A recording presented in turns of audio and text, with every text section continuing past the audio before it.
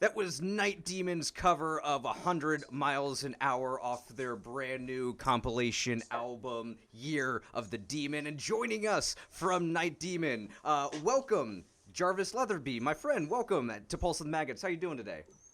Hey, good. Thanks for having me.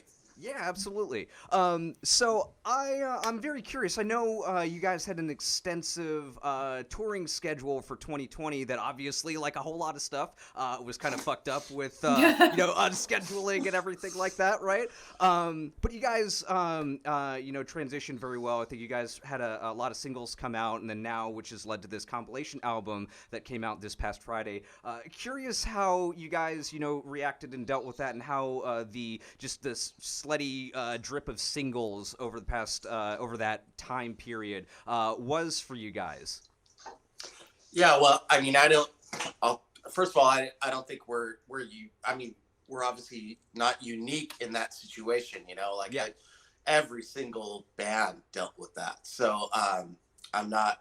I never feel any sympathy for us specifically. It's just like the whole thing.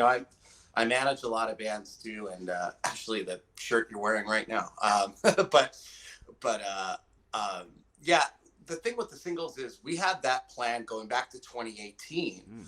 So our plan was to release singles in 2020, starting in April. We were going to drop a single every 5 weeks on a vinyl 7-inch and also digitally.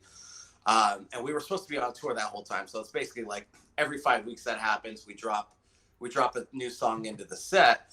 I think we were writing a lot of songs at the time that were just not cohesive enough for like together on a full-length album. They were just kind of like really different from each other stylistically. So we kind of thought that they deserved their own treatment. So when we approached the label to do it, they were a little hesitant at the beginning, but then when they kind of heard the material and found out that we were going to go record with each song with a different producer somewhere in the world, it was the idea sounded good, and so we had a full rollout plan for that. And the first single came out April 3rd, so right after the first lockdown happened, and it actually worked out pretty well because all that stuff was already in place. So for the next 5-6 months, I mean, we had a steady stream of material coming out, and we felt that although we couldn't tour off of it, we still had a lot of our fans' attention because they were at home not doing anything. And I thought I was a little nervous at the beginning because I was like, man, we're gonna be, we didn't do any pre-order on these or any announcement or any press. We just kind of dropped them every 5 weeks, and I thought we were going to be sitting on a lot of records by the end of the year, but luckily, each of them sold out the day of release. Mm-hmm. And I think it was because of people were just at home hungry to listen to something or to own some new music. Yeah, and it's interesting that you mentioned that was kind of the plan even before, the world shut down too, because I know that that's a route, and Corey and I have talked to a lot of artists on the show that, either their plan is just to release singles or they do everything for however long that is. And I think that it's an interesting way of going about it that has seen a lot of success for a lot of bands, just given the day and age that we're in with, streaming and always trying to be, like kind of what you were saying, right? Releasing them every 5 weeks when nobody's has anything else to do, you're always in the mindset of the listener and of the fan, which I think that is really interesting. So one of those kind of, I guess, happy accidents where you'd already planned for this thing and kind of just like worked even better than I guess you guys could have even imagined. Yeah, I suppose so. I think that anytime you have a plan, you're putting yourself in a good position, because even if plans don't go to plan according to plan, you're still in the mindset of having some kind of strategy, right? And that's like in anything that you do in life. If you're just kind of, I think where bands fail is when they're kind of just waiting for something to happen, or they're waiting for somebody to ask them to go on tour, or they're kind of waiting for the label to say, hey, I think you guys should get in the studio and do a record, So as when the news first hit, I mean, we were devastated because we did have this plan, but then we thought about it and we're like, well, this could actually, it's not like we don't have anything going on. We had that. And at that time when the lockdown happened, everybody just decided, okay, let's press some vinyl. It's like, thank God we already had those pressings blocked out. So they were able to happen. Yeah. It was fucking crazy. But yeah, so. Corey, please jump in. Oh, I'm off topic. So if you had something else to, okay, I'm good Please to switch steer us gears. in a different Cool, direction. awesome. I Sure. wanted to talk since we are getting out of the pandemic and getting Mhm. out of the not having anything to do. You guys have one hell of a tour schedule planned for, Europe and the rest of this year. Just absolutely crazy. What are you most looking forward to getting back over to Europe? Getting more aggressive with touring? Are you excited for it? Are you dreading the travel? Like, what Yeah. is on your mind? Is it both? Yeah, it's kind of both. I'm pretty nervous about it. Just because it's been so long. I've spent and during the pandemic, I've lived half in California and half in Ireland. So I mean, I've still been traveling a lot throughout this whole thing, but it's a lot different when you're doing it with the band. We had a couple shows in North Carolina and Atlanta, a couple one-offs late last year, which was kind of us getting back to playing. And man, like that weekend, it really took it out of me. We all got sick. It was like the longest weekend of our lives. So it's that I would say that part of it's not really like riding a bike. So I'm trying to stay in shape and stay conditioned for it. But really, it's like mental conditioning for it.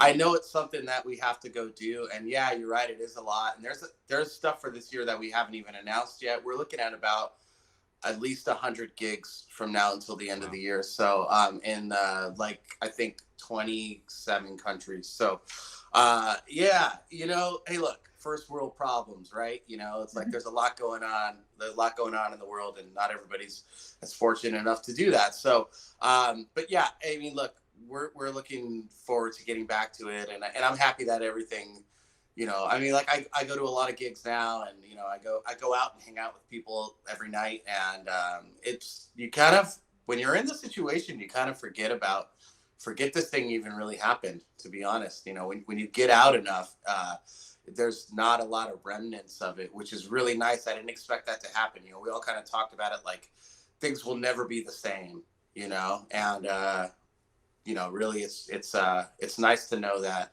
like human nature kicks back in again.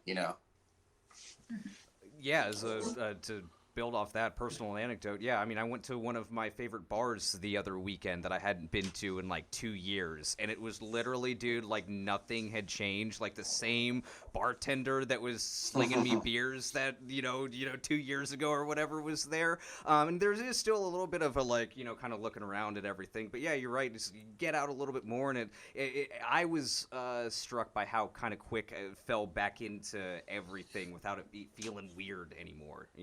Yeah, I was out in England about a month ago, and I was at a show, really packed show, and yeah, that was the first kind of thing where I like I had to remind myself about it, and it was only because like somebody had like literally coughed right in my face, and I was like, oh shit, and then I was Yeah. like, oh shit, Yeah. like, but I mean that stuff happens, and that actually happened twice more that night. So, Welcome back. there you go. Yeah, just build up that immune system. So, yeah. Corey, did you want to keep going? I have a completely different tangent. So if you have a follow up, Nope, because please I'm do. going like I'm off the rails today with this. Going everywhere. It's like we're here, Everywhere. we're My here. yeah, there is no organization to my brain. It's like a spider web. Everything's connected. It makes sense. It's just not linear. Um, I wanted to talk a little bit about your influences because obviously you've got some old school sounds, some more traditional sounds in the music that you make. Yeah. What was the first piece of heavy metal that made you go ooh, or made you like get really inspired to delve into this world? Well, yeah, like in my house, I grew up on like a steady diet of like Van Halen and Deep Purple. So the rock was always there when I was very young. But like the first music I ever owned was like Stray Cats, Oingo Boingo, stuff like that. The California Raisins, Michael Jackson. So like there's a lot of different stuff in there, and I think that's kind of where some of the pop sensibilities of Night Demon come in. I mean, we have short songs for a metal band, and like there's a lot of hooks. But really, I mean, I know this probably like not unpopular opinion, but not a very cool answer, I guess, or unique answer, I should say. But Metallica was really just my gateway to everything, you know. Like in the late '80s, early '90s, it was just like they were just doing. It was just on a whole different level, you know, and kind of seeing what they were doing. It was like I really knew what I wanted to do at a young age. Seeing that and just being like, oh man, that's like the way that they're doing it is exactly what I want to do. And that hasn't, you know, that hasn't changed. That was almost 30 years ago, you know? So like, that was really, and they were kind of the gateway to everything. And if you listen to 19, we are heavily influenced by like the new wave of British heavy metal as they were, but it was, if not for them, I wouldn't have gotten into those bands, but I, you know, at a very young age, I did a heavy pilgrimage into that scene. I mean, I would, before the internet, I'd be at record stores trying to buy import vinyl from England. I'd buy old copies of Sounds magazine and just like really try and discover these bands where it wasn't like you didn't have YouTube to just go and just go, oh, let me check it out. But I love that you do now. Love that technology. But back then it was really like, it took a lot of effort, especially when you're a kid. You really don't have any money, you know? So it's like, I remember, you know, a lot of people complain about technology, but, and how, I mean, there are some drawbacks for sure, but like most of my money, all the money I ever made went to buying media, like music or movies, everything. And the shit was so expensive, but you had to have it if you wanted to hear it. And if something happened to it, if it got lost or damaged, or you let somebody borrow it and never came back, I mean, you have to go buy that again, you know? So, yeah, I embrace technology for that. And I think it's like, I'm excited to see how the next generation of bands, you know, what their discovery is like, because they're able to, there's so many gateways for them. They're able to get into so much in such a short amount of time that I'm excited to see kind of where metal will go, you know, as far as bringing in a lot of different influences without having to take a decade of your life to evolve into that, you know. Yeah, you weren't kidding when you said you got started young, because your first band was in the 8th grade, wasn't it? Yeah. Well, yeah. Yeah. Hey, okay. Yeah. Uh-oh. Yeah.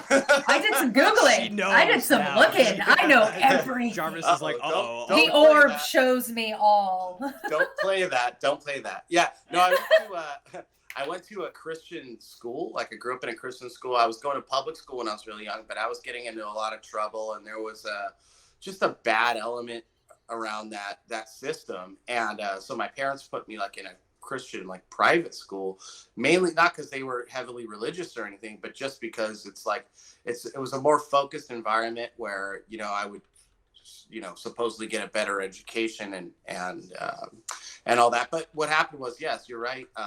In the 8th grade, I started my first band, and that was because they showed us it's on YouTube now. It's brilliant. There's a 3-hour documentary called Hell's Bells. And it's about it's a Christian video about all the dangers of rock and metal. And they go, and it they probably go had the deep. opposite effect.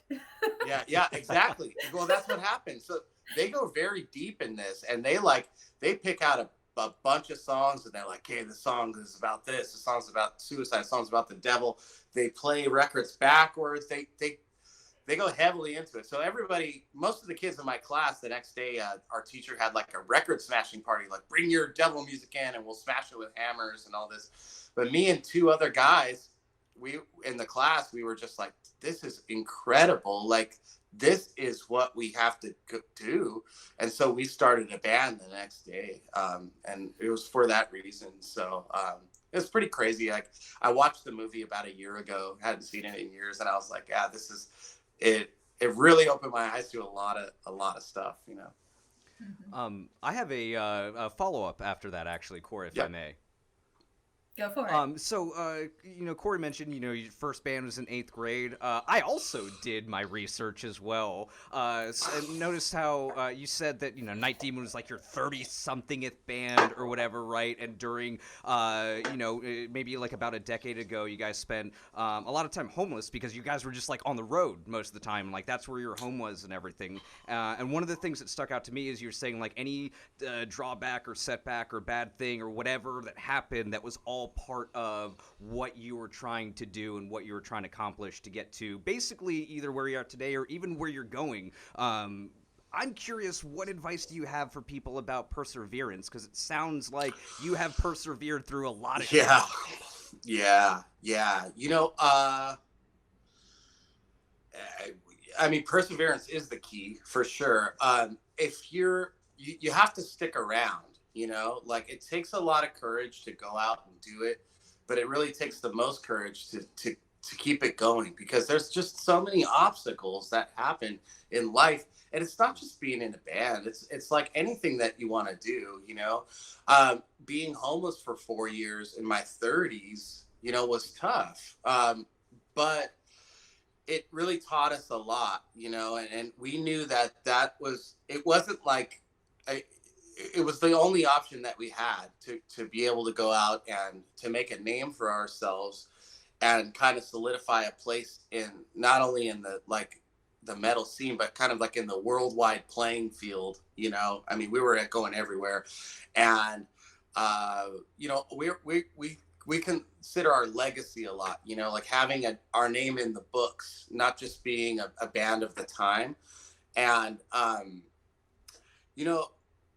like there, when you think about obstacles and stuff like this, like you can look at anybody's everyday life. Like there's always some shit that happens, right? And going through something like this, it really changes your perspective on everything. Like, for example, yesterday I went through I was on like a 7-hour road trip, and I went through a drive-through Starbucks, and I left my debit card there. And I was 3 hours away. I couldn't go back, but I was just like, the old me would have just panicked. I would still be bummed about it, but I was just called them, and I'm like, cut up the card, send me a picture. I called the bank, and I'm just like, okay, well, I don't have a card for 2 weeks. I guess, okay, but like what? Now I guess I can't impulse buy shit, Today I was supposed to go see my parents. They live on Catalina Island. So it's like an island off the coast of LA. And, it's like, it was pouring, it was pissing down rain, and like the boat got canceled. And it's like, I was supposed to drive 3 hours down to this boat, and kind of just decided, like, look, this is what it is. There's nothing you could do about it. I mean, these are just things off the top of my head in the last 24 hours, right? There's just like, today, with it raining here, our internet was out. I run a record label here, and it's like, we have a shit ton of records to send today. So like my assistant, like, is having a hard time doing this stuff. And it's just like, well, let's just find a way to do it, So I think it's just so crucial when you're an artist, right, that you have to put some value on what you do. And like a lot of people, they don't believe in themselves. They don't believe that they could get paid, being in a band, or being a journalist, or being a podcaster, or being a writer for a magazine, or being a show promoter even, I mean, all great things take a lot of risk, right? But you have to weather the storm, so to speak, and longevity will definitely get you there.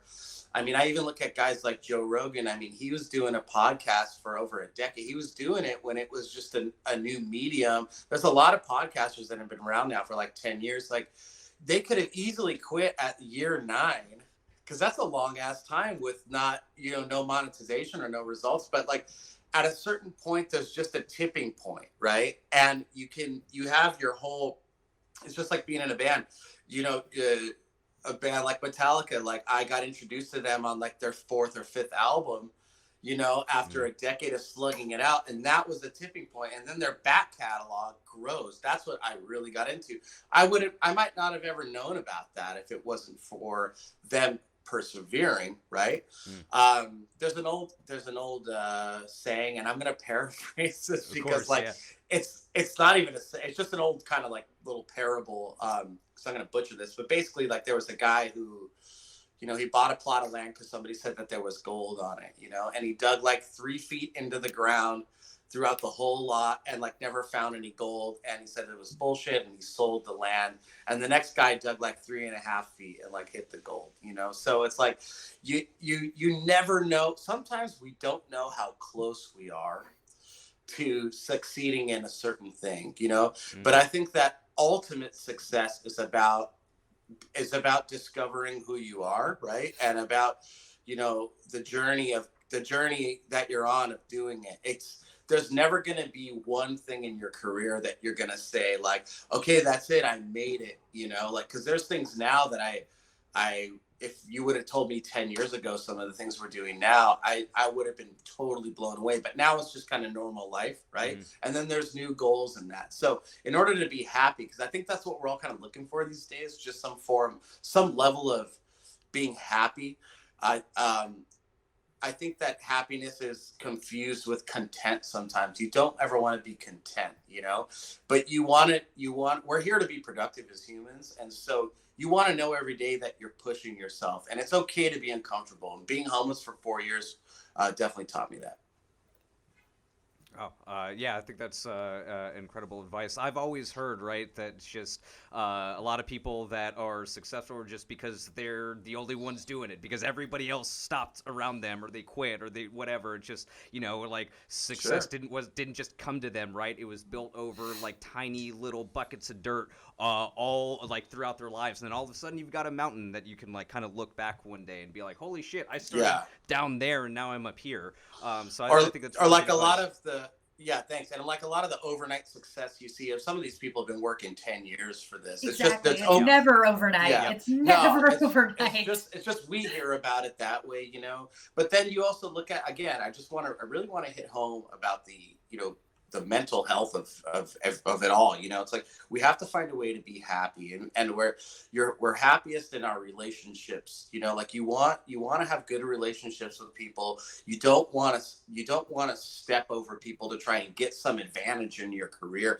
The best. I mean, there's plenty of bands that I set up tours for that, like, it's because I like them. They're great people. You know, there's better bands musically, but it's like nobody wants to deal with that shit, you know? And like, I'll say it again, there's not one thing in your career that you're gonna strive for where it's like when you get there, you're just gonna be completely like happy and done and satisfied with that. I mean, look at this thing with Will Smith's bitch slapping Chris Rock, you know? It's like, dude, this guy's like total A-list.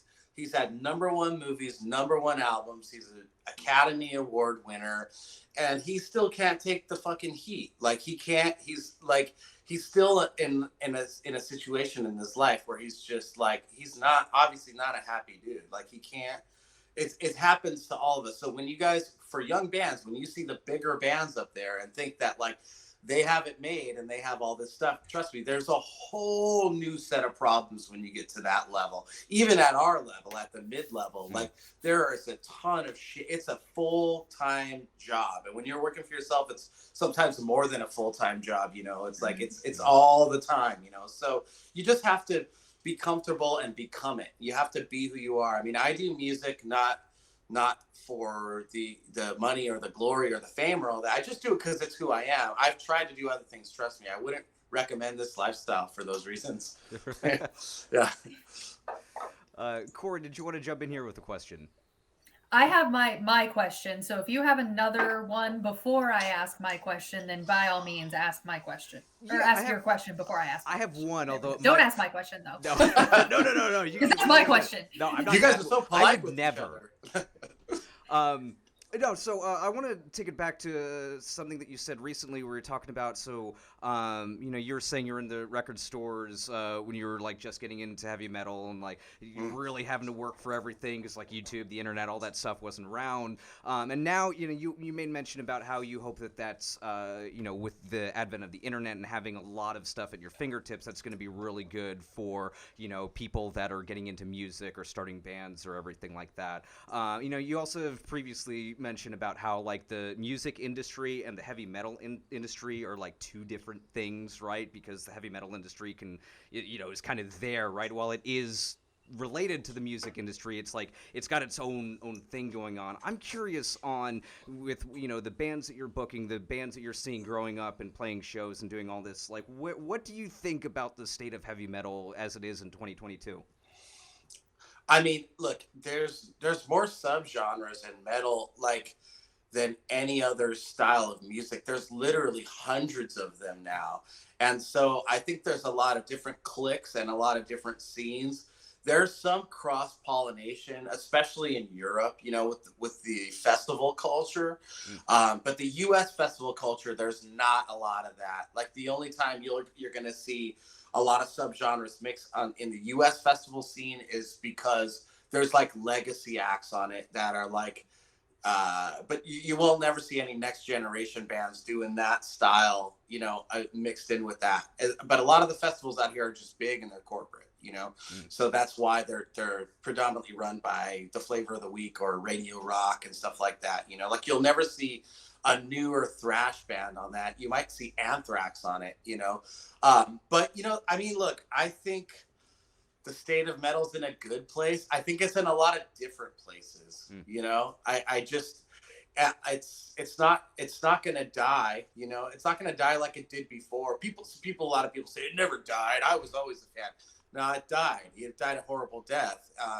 It changed, but it wasn't like the subgenres up until today. They never coexisted. You know, it just we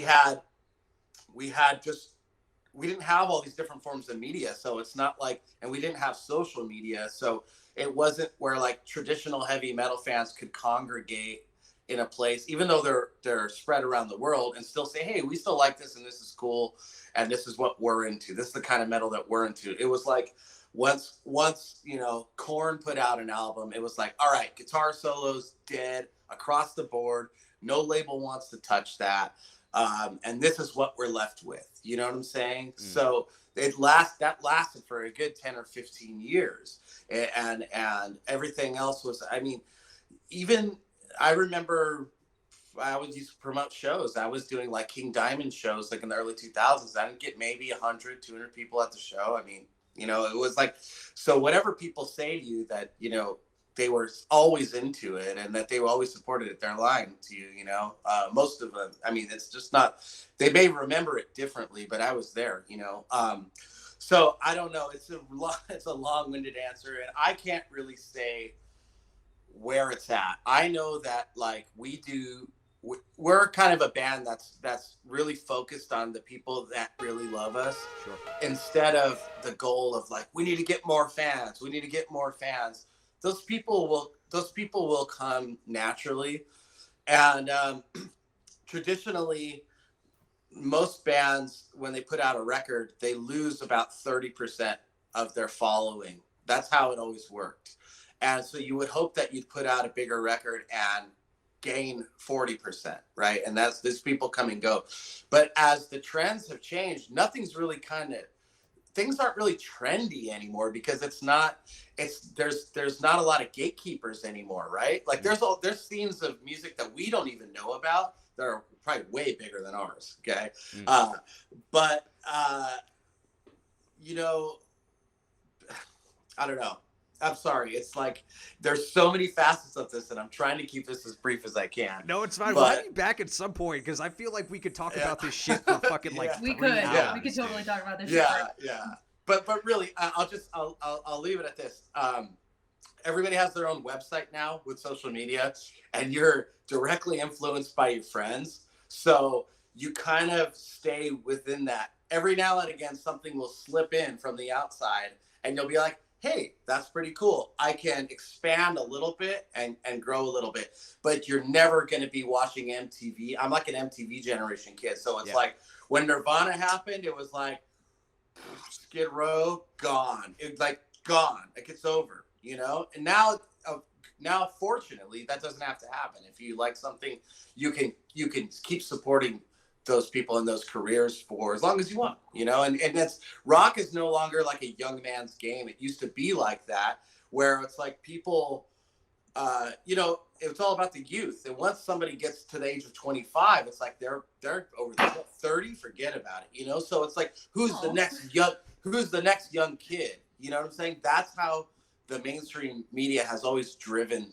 things in music and popular music. So it's cool now. I like it. There's some legacy acts that I manage of bands that are in their 60s, and their fans are, most of their fans are half their age, you know, and a lot of people like to see the old guys get up there and do it, you know. So yeah, it's good.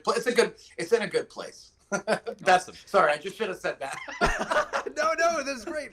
We have so many different things that we could go down that way, but also Zach Beard, yo, dude, thank you so much for the follow, dude. Good to see you over here. Corey, do your question.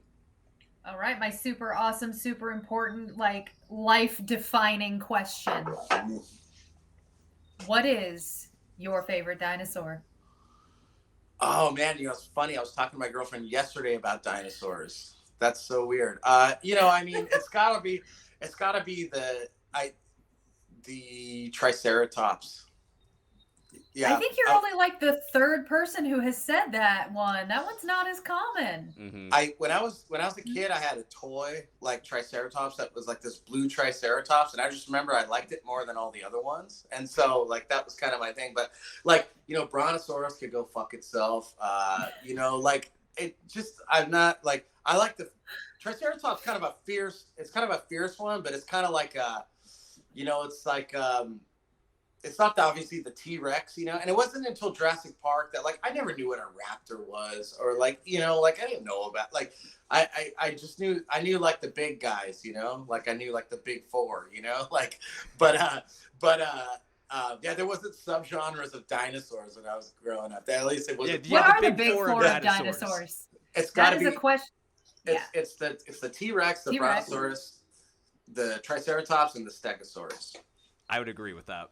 Yeah, those are the big four. Yeah, and then you get into now we need to assign an associated thrash band with which dinosaur represents the big four. I can tell you what, a testament is the Velociraptor, right? Because they're the one that's like everyone always wants to put in there, but they're not quite mentioned in the same breath. We can do that. It could be that. I would argue that it could be Testament or Exodus. Yeah. I don't know. There's kind of like a big 8 to me, so like it's just I don't know, it's kind of a funny thing like to even categorize like that, to self-proclaim. And I mean, what's it based on? It's based on popularity and album sales. But if you really look, if you want to call it the big four of thrash, I mean, there's bands out there like Testament or Exodus or Overkill or Death Angel that actually never stopped playing thrash, and that actually got better at thrash the later in their career. So that's my big four. If you want of thrash, there's obviously the other big four. That's the bigger four commercially, and they're all my biggest influences too. But if you want to talk a real big four of thrash, that's what those bands I mentioned. That is definitely the big four of thrash. Jarvis is laying the gauntlet down right now. So many big pieces are going to be out here. No, Testament, Overkill, Exodus, and Death Angel. Big four. Go fuck yourself, everybody. No. Because everybody cares about what I think. Yeah. Hey, everybody's got an opinion online, right? You're going to piss someone off, right? But we won't get into that. That's another tangent that will go down. I won't subject yourself to that. Jarvis, man, thank you so much for taking time out of your day and chatting with us. Real quick before you go, you guys just released, your compilation album from a bunch of the singles that you had, 2020. Yeah. Might we be expecting another full length sometime soon? Yes, November 4th this year. So we've got a single coming out this summer for Decibel Magazine. We're part of the Flexi series. So we've got a lot of stuff. We've got a lot of stuff coming out this year. We've been busy. We also have a weekly podcast. We're on episode 88 this week. It comes out every Friday. So look, we've been busy this whole time. But our thing is, we just didn't want to release any more new music during the pandemic. We're a touring band, right? So that's the idea of this. It's the 2020 singles in one compilation. It's called Year of the Demon. The B-sides in 2020 on these 5 7-inches were only available on the vinyl. So we wanted to compile them and kind of keep the discography clean, I guess you could say, since not many people have those 7-inches, and get the B-sides out digitally, get all these 10 songs on a single vinyl or CD. We have cassettes. I mean, we're doing every format here, and we want to go out and tour and play these songs. So that's kind of what this is. I mean, it's not to hold anybody over. It's just like, we are a touring band. We have to go out and give these songs their touring cycle. But by the end of this year, there's a new studio record coming out, and we'll start it all again. So Fuck yeah. We are looking forward to it, my friend. Yo, thank you so Thank much for you, spending your guys. time with us. Thank you for joining Pulse of the Maggots. And you know, have a good rest of your week, man. Be safe on tour when you guys go. Yeah. And we're looking forward to the record when it comes out. Yeah, thanks for having me, guys. I enjoy the show. I've tuned in quite a few times, so it's Hell it's yeah, good. awesome. It's good to finally be here. So thanks. Absolutely. Yes. We'll probably bring you back end of the year probably then to do Yeah. new album stuff for that. Anytime, for Mhm. sure. Alright, Thank man. you, guys. Yeah, thank you.